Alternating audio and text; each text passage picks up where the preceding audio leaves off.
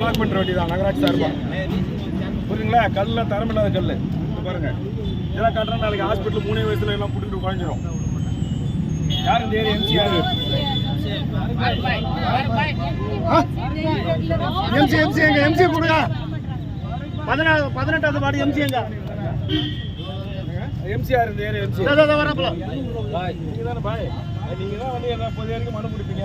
இப்போ இதெல்லாம் போட்டு கட்டுறாங்க. நீங்க எனக்கு தான் எம்எல்ஏ அதிகாரம் இல்லை. நீங்க தான்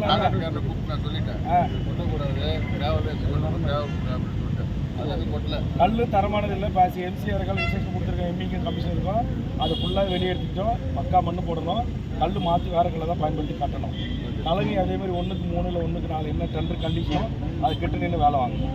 ஹாஸ்பிட்டலில் நீங்களாம் விரும்பி கேட்டதால சிஎம்கிட்ட போராடி அமைச்சர்கிட்ட போராடி ஸ்பெஷல் ஸ்கீம்லாம் வாங்கியிருக்கேன்.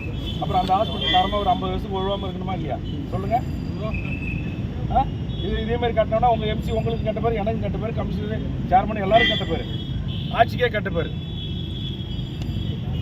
கமிஷனர் சார் கல்லை மாற்றிருங்க, அந்த மண்ணெல்லாம் ரிமூவ் பண்ணிடுங்க.